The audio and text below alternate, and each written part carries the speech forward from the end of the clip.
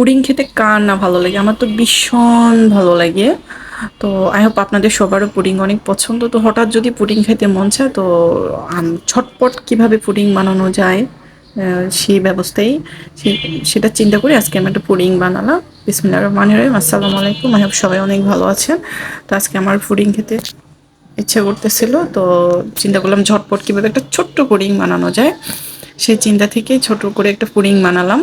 তো প্রথমে আধা কেজি দুধ নিছি, সেটাকে জাল দিয়ে আমি এক মগ করছি। যে দেখছেনই তো আমার মগটা কিন্তু ছোট, ওটার এক মগ করছি। আর একটা ডিম নিছি, একটা ডিম দিয়েই আমি পুডিংটা বানাবো। বাটিতে আমি ক্যারামেল করে রাখছি, বাটিটা অনেক ছোট।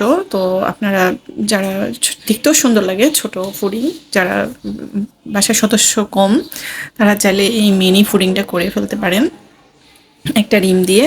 তো ফার্স্টে ডিমটাকে আমি ভালো করে ফেটাচ্ছি, কারণ ডিমটা যদি দুধের মধ্যে ডাইরেক্ট ঢেলে দেওয়া হয় তাহলে কিন্তু মানে কেমন জানি হয়, হইতে চায় না। তো আমি এটা নিচ থেকেই করছি। আমি কি জানি বলে পুডিংটাকে ভালো করে ফেটাই নিচ্ছি। ফেটে নেওয়ার পরে এই যে এখানে দুধের মধ্যে একটু চিনি দিছি, আবার ডিমের সাথেও চিনি দিছি।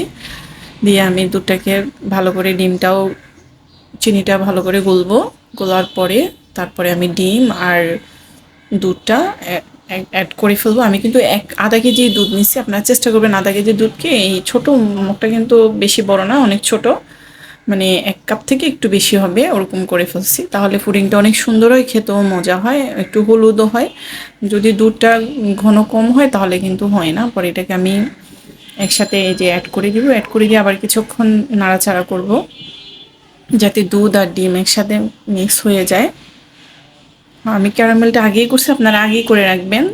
বাটিতে চিনি নিয়ে হালকা একটু পানি দিয়ে ক্যারামেলটা করলে তারপর তাড়াতাড়ি শক্ত হয়ে যায়। হয়ে গেলে পরে বাটির মধ্যে আমি এই যে আমার একদম পারফেক্ট মাপেছে। বাটিটা দেখতে পাচ্ছেন অনেক ছোট। আমি ছোটই, মানে একটা ডিম যেহেতু, তাহলে আমার তো অত বড় দরকার নাই। 2টা ডিমেরও বাটি আছে আমার। আমি আরেকদিন আপনাদেরকে ইনশাল্লাহ 2টা ডিমের পুডিংও করে দেখাবো।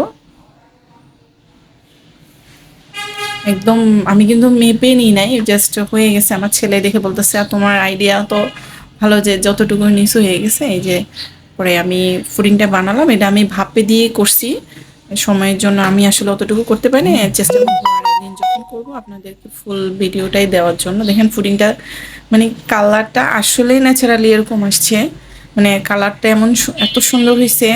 মানে কি বলবো, মাশাল্লাহ মাশাল্লাহ, অনেক সুন্দর হয়েছে। পুডিংটাও অনেক টেস্টি হয়েছে।